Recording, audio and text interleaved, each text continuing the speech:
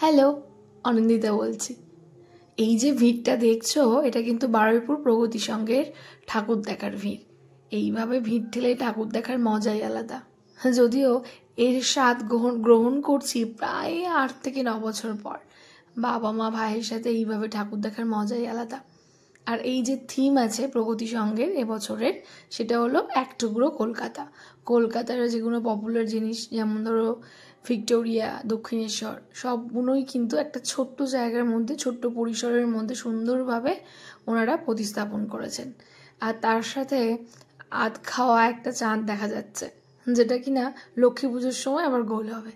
তো সব মিলিয়ে একদম সুন্দর মনোরম দৃশ্য দেখেছি কাল। আর এই ভিড়ের মাঝে দেখা হয়ে গেছিল চেনা পরিচিতি অনেক মুখের সাথে। আর তার মধ্যে অন্যতম হলো আমাদের রাধানগরের মামা মামি, তাদের সাথেও দেখা হয়ে গেছিলো। এই যে দেখো ভিড়ের মাঝখানে কীভাবে রয়েছি।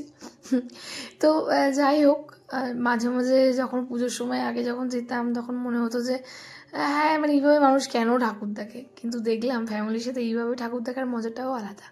তো আস্তে আস্তে আমরা ঢুকছিলাম আর কি। আর মা বলছিল কিনা যে মায়ের এই ঠাকুরটাই বেশি ভালো লাগে, প্রত্যেক বছর খুব ভালো করে থিম করে। সত্যি বলতে কি অসাধারণ থিম ছিল। যখন মণ্ডপের মধ্যে ঢুকলাম, ছোট্ট ছোট্ট কারুকাজ করা ছিল। বাইরে ছিল এক টুকরো কলকাতা, ছোট্ট একটা কলকাতা, আর ভিতরে ছিল কুমোরটুলির নানা অংশ। মানে কিভাবে ঠাকুর তৈরি করা হয়, কাটমা গড়া থেকে শুরু করে মাটি লাগানো, দেন তারপরে কিভাবে চোখ আঁকা হয়, সব মিলিয়ে একটা সুন্দর দৃশ্য কিন্তু ফুটে উঠেছিল এই পুজো মণ্ডপে। আপনারা চাইলে আজকেও যেতে পারেন, দশমীতে তো বিসর্জন হয় না।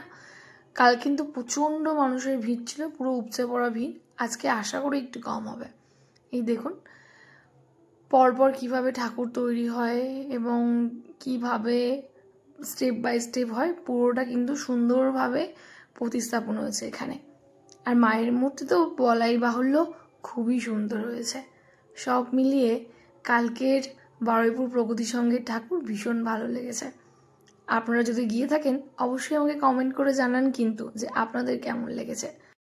মণ্ডপের চারিদিক যেমন সুসজ্জিত ছিল, তেমনই কিন্তু ছিল মণ্ডপের একদম উপরিভাগে টপে এক অনন্য শিল্পসত্তা। মায়ের মূর্তিকে কিভাবে রং দেওয়া হয় তারই কিন্তু একটা চিত্র ফুটে উঠেছিল। সব মিলিয়ে কালকের নবমীর রাত ভীষণ ভালো কেটেছিল ফ্যামিলির সাথে। একটা অন্যরকম ভালো লাগা কাজ করেছিল। চলো আজ আসি, দেখা হচ্ছে নেক্সট ভিডিও।